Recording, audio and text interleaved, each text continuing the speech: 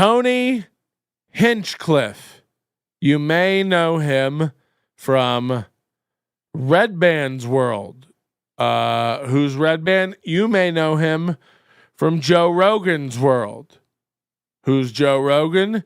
You may know him from Fear Factor, a food-based challenge show for families and pregnant moms in the early 2000s. So Joe Rogan has this whole world of comics around him. When I lived in LA, so this guy Red Band kind of ran Joe Rogan's stuff, got him started like with the podcast and like his technical guy / producer, but he's also like a comic. And then Red Band starts making his own brand, this Death Squad stuff, and spiraling off all these other podcasts, where basically he just becomes a podcast network for like a billion shows. And one of them was called Kill Tony, featuring a comedian named Tony Hinchcliffe. He had a Netflix special in 2016 you may or may have not seen. Most comics seem to hate it, although I didn't hear a lot about that at the time it came out, only after everybody piled on to get him canceled last week. Let's break down what happened. For people who didn't hear it, you may not know. So all these comics, Joe Rogan, Red Band, Hinchcliffe, all these guys, they've moved to Austin, Texas. They're trying to make this the new comedy mecca. The comedians in Austin, from what I understand, are not too happy about it. Heather has moved the Creek in the Cave, classic, iconic Long Island City comedy club in New York. Got shut down during the pandemic, and she's moved it to Austin. Reopened it. It's doing well from what I understand. I'm sure it's a lot nicer there and cheaper and more sustainable. And now Red Band's setting up all these shows. So they're having all these, Texas is the new hop and hop spot. What? For all these comics. So Red Band does these secret shows, I think, where like people just show up. You don't know what comics are on it. You don't know the location. They announce it. You show up. They put on a comedy show. There's Tony Hinchcliffe coming up on stage after this comedian, Peng Dang. After the set, Peng Dang posts this video. He says, "This is how Tony Hinchcliffe brought me up on stage tonight," and this is what got posted. Give it up for the one and only Tony Hinchcliffe.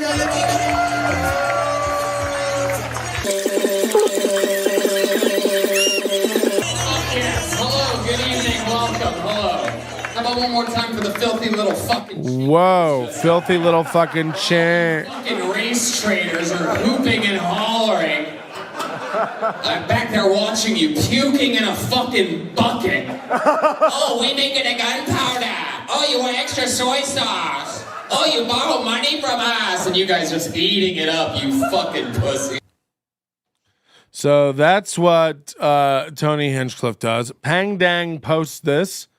Now, so he's obviously said the ching word, which is a slur that you shouldn't say, which is why I go ching, and just let it trail on. I'm not trying to hurt anybody, especially during Asian month. So that gets posted. It goes viral. Tony Hinchcliffe, all but canceled. Oh, no. And comics love it. Every comic can never get on Kill Tony. The Kill Tony show, for people that don't know, and I don't know it, I would never do this. But from what I understand, the Kill Tony show is there'll be a panel, like a table. It's usually like Red Band, Tony Hinchcliffe, and then like a guest comic or two. And it's kind of an open mic where people who want to come up. I guess they're pre-booked. They come up and talk for 1 minute. They got to do comedy for 1 minute. And then the panel just kind of roasts them and rips them apart, pretty much. That's the format of Kill Tony. So like newbie comics and, wannabe comics who hang out on the scene try really hard to get on Kill Tony, and they think that's a credit and stuff.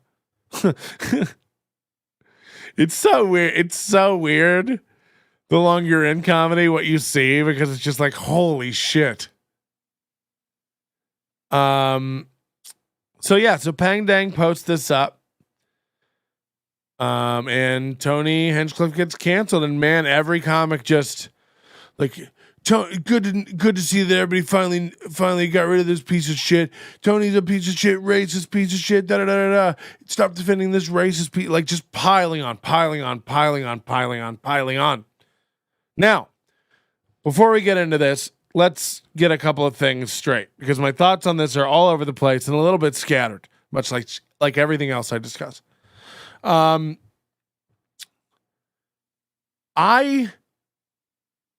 am not arguing about whether this should be said or should not be said. That is not what I'm here to do.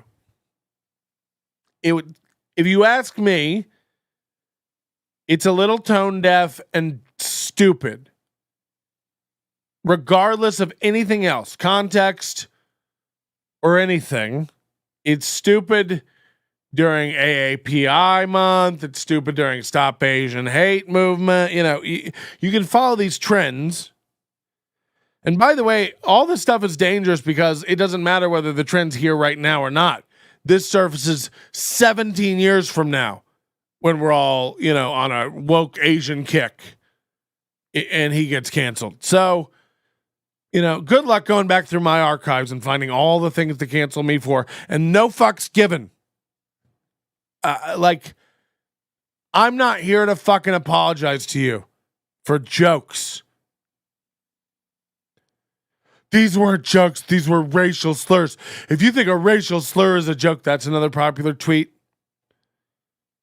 It's like, it's not up to you to decide what a joke is either. So stop that shit. You fucking righteous indignation, you fucks. All these comics who piled on Tony, shame on you, you fucks. And I honestly mean that. And I'm not taking Tony's side. And again, I think it's fucking retarded that he said that. It's like, you idiot. But if you're a comedian piling on another comedian for something they said, you are a piece of shit. You are a self-destructive piece of shit who is ultimately going to help aid in the downfall of a lot of the arts in this country. You standing on the sideline clapping for free speech while a comic gets fucking ruined is fucking demented and sick to me. This is so bananas. I don't understand it at all. When it's a speech issue, he should get up there and be able to say anything he fucking wants. Now, that being said, because I know that's an unpopular opinion, I know that the law in this country and the foundation of our Constitution, the first fucking amendment, I know that me saying that I'm for that is a real stickler to some people. Like, how could he? It's like, I don't give a shit that you're retarded. I'm not going to spend time catching you up with, I think the law is good. I think it's a very unique thing that we have in this country that we take for granted a lot. Freedom of expression and speech. And I tend to err on the side of constitutional and personal freedoms where I can. Now, that being said, he should have to sit in whatever the consequences that arise from this are. And boy, is he? You know, this is where the stupid part comes in. Part of being a comic is knowing your audience. Now, this is where there's a fork in the road. Again, these are very complicated issues. And I'll come on here and I break them down ad nauseum. I know people go a little like, Patrick, I don't want to hear you break down the Tony Hinchcliffe thing for an hour. There's a lot of angles to it, and I can see sides and facets that maybe other people don't see, especially in this knee-jerk society we live. You know, minutes after this thing breaks, comics are just shitting all over the guy without knowing anything. And there is another shoe that drops here. So, I believe you should have to sit in it, you know, whatever the consequences of this are. If there's a giant public backlash for this, you should have to sit in it. I don't think comics should be a part of that.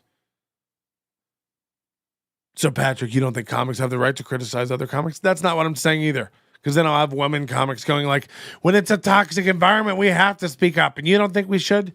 Shut up. Now women should shut up? Just you.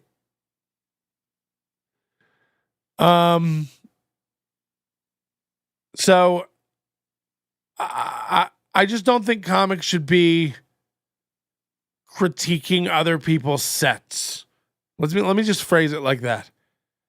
You can go like, oof, I wouldn't have done that. Like, fuck, I can't believe you did that. Like, wow, you did that. You going as a comic, going out and with a pitchfork, you know, going, fuck him, get him. It's like, let me tell you something. I don't care what you say. There's a seed of that based in absolute pure jealousy. A seed of it.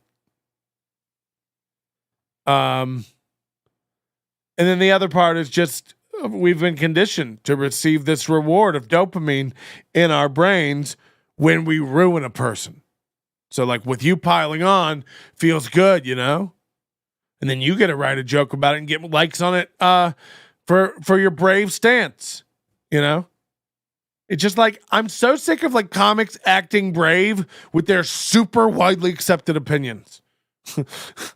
It's fucking nuts. So, little more context. Let me go back to this. Like I said, he should have to stand in it, whatever the backlash is. Like that's the free market of comedy. Know your audience. You know, enough said, but not enough said. This video is a fucking crime as far as I'm concerned. You and me were never supposed to see this set. His audience, that he should know, is that room. Now, you could also make an argument that he should know his audience is everybody in this world. Everybody's recording. Great. You know, and by the way, congrats on being right and also us living in a fucking shithole that we've built. Like, I'm mesmerized by the fact that we as adults who are supposedly learned sit and clap while we lose freedoms and do things to people that we don't truly understand. We're really dumb. So, you know, you can make the argument, well, he should have known it'd be recorded and posted. It's like, okay, well, we can go back and forth on that all day, right? This, you know, taking something out of context thing has been a problem for years and years, and it's growing and growing. And the fact is, we should give zero fucks what anybody outside that room thinks. And guess what? Their opinion changed. Because in the moment they laughed. And then they went home and told everybody they were at that show. And now it's blown up virally. And people are going, oh my God, was it crazy? Yeah, it was so offensive. Yeah, fuck. It's just like, ugh. Let me give you some context too. Okay. Peng Dang, apparently, who, by the way, I don't know. I'll say this up front too. I don't know whether he posted this to get Tony Hinchcliffe or he thought like Tony Hinchcliffe fans would get it and laugh. But I have to lean towards the former. Now, if you're trying to get Tony Hinchcliffe and you're Peng Dang, who is a nobody comic, you're a piece of shit. Apparently, Tony has taken Peng on the road and let him open for him. They knew each other. They worked together. So they had a relationship. And Peng did this to Tony, posted this video. Now, the next day, Ari Shafir posts like a 30-minute video, 40-minute video of Peng Dang's full set and Tony Hinchcliffe's full set. Because context matters. Now, how much it matters? Who knows? I still maintain you have to like read the room and the audience and the time it is. You know what I mean? We're in this really weird Asian time. So it was pretty dumb to do, I think. But I see how it happens. But when you watch Peng Dang's set, A, it's weak. B, it's super racist. So he rails against other Asian people and white people. Now, I don't know if he uses any kind of slurs like that, but it's a very racist connotation. So when you take that into account and then you move it over to Tony coming up and doing that, it's like, okay, well, now this is a callback, kind of. Right?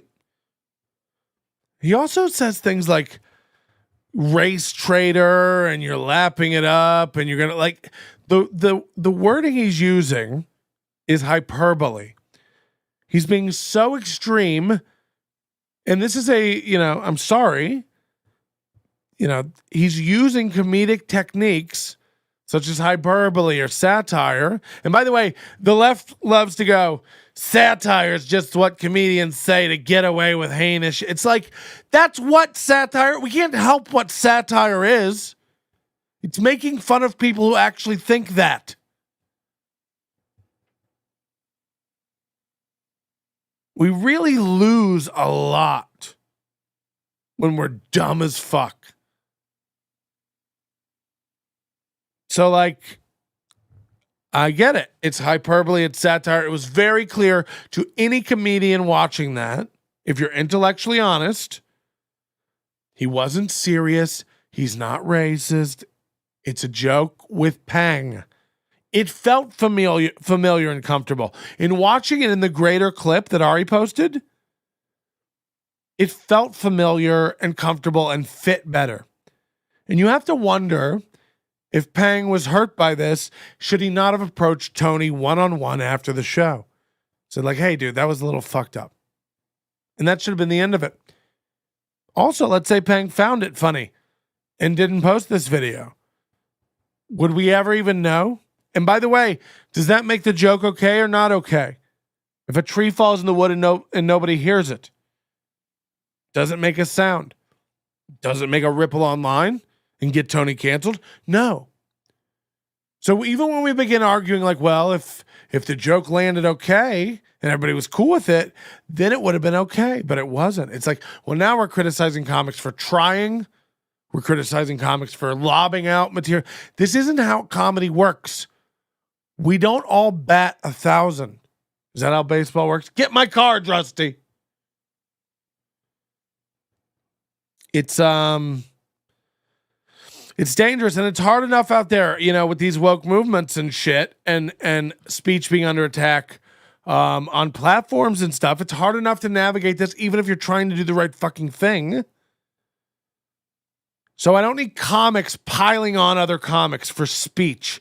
It's fucking gross. Stay out of it. You can think someone's funny or not funny or whatever. That's fine. You calling somebody, like, there's never been a better time to just be labeled a racist publicly on the internet. I mean, I imagine 15 years ago, if you Googled somebody and it came up they're a racist, that was a worrying red flag. Half the people you Google now have been called a racist by somebody in the comments of a YouTube video. Like, it's never meant less. Oh, this guy's like Hitler. He's a Nazi. It's like, I think you guys forget what that was. It was fucking heinous. They're out of chocolate sprinkles at the ice cream place. Fucking Nazis. It's like, okay. Thanks, Seinfeld.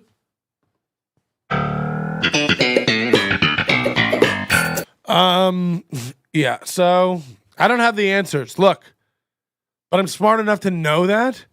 And I don't just rush out call. And by the way, that next day when Ari posted that, a million comics were like, now that I see it in context, like it wasn't that extreme. I should have waited and judged it in context. It's like, hey, Rachel Maddow, get in the habit of not judging everyone and everything all the time in the first place. Let's all rewire our brains for that, you unhealthy fucks. Okay, now that I processed it and really look back and step back and look at the whole picture, it's not as bad as That's everything in life. You know, learn that lesson already, 38-year-old. Oh, now that I looked at it like an analytical person, like do that with everything. It shouldn't be a shock to you when you fucking evaluate something correctly. It shouldn't be shocking. It should tell you, oh, I'm a really overreactive douchebag. I should probably wind it back a little, not be so knee-jerk with my neediness to be liked by my peers. If I pile on Tony Hinchcliffe, maybe I'll get famous. And by the way, did you, for your dumb tweet, you woke signaling fuck?